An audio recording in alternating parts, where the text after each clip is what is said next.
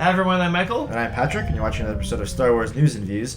Today we'll be talking about a new rumor about Kyber crystals being in Rogue One. This is a rumor that we heard from MakingStarWars.net. Yeah. It's still a rumor, but it could mean a lot for the series. Now, Kyber crystals, as far as we're concerned, in the current canon, are used to power the lightsabers, right? Yeah. With different degrees of it's supposed to also affect the color of them and everything.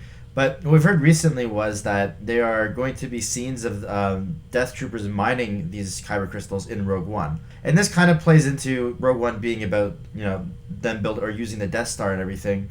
If we look sort of at the Clone Wars series and also recently in Rebels, they showed Palpatine using the Kyber crystals to power power the Death Star, yeah. Yeah, which is kind of, I think necessary to explain it a little bit, because as of right now it's kind of left unexplained in the movies. Yeah, how the heck did you power this weapon that can destroy an entire planet? Yeah, Starkiller basically has the power of a sun, but this thing just does it with the flick of a switch. Whatever, yeah. It's like, so what's interesting about the Kyber crystals is now, yes, if you watch the Clone Wars, there's a whole arc where I think it's Ahsoka. She has to go into a cave and selects her crystal, and it's almost like this Vision Quest thing where it's let the Force guide you to your crystal.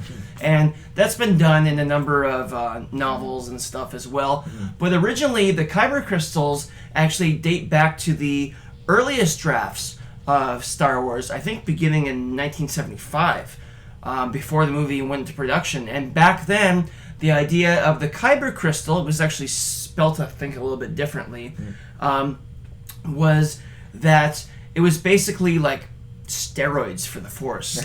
Basically, if you possessed it, your Force powers would be accentuated. And actually, there's a scene where because back in that draft, there's more than one Sith Lord. Darth Vader is just one of many. There's many Sith Lords. They're not named or anything. But they have many Kyber crystals, and Obi-Wan Kenobi is able to steal a Kyber crystal. Oh, okay. And he gives it to Luke as he's about to do the trench run. And that's why when Luke is going down the trench run, he picks up the Kyber crystal and it's glowing, and it gives him the extra Force power to nail that torpedo thing. Yeah, Force adrenaline. Yeah. And then after the movie came out, actually before the movie came out, they were already writing the sequel novel, because George Lucas thought the movie would be unsuccessful. So he's I'm probably not going to make a film sequel, but I can make it as a novel. So he hired Alan Dean Foster to write Splinter of the Mind's Eye.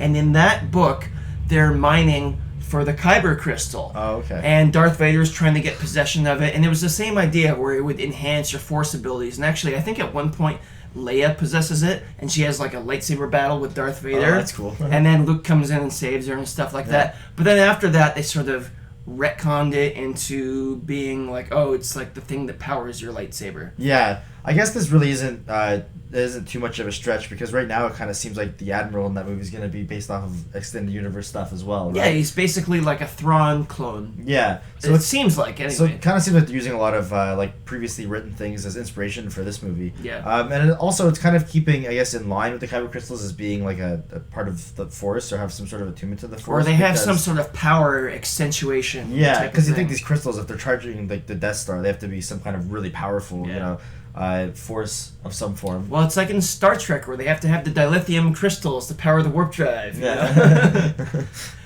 So I guess that's about wraps it up, right? Yeah. So, I don't know. This is just a rumor.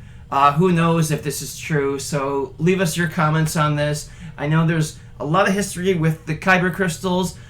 It would be kind of cool if they included it in the films and canonized it. Yeah. I don't think it really needs it, but...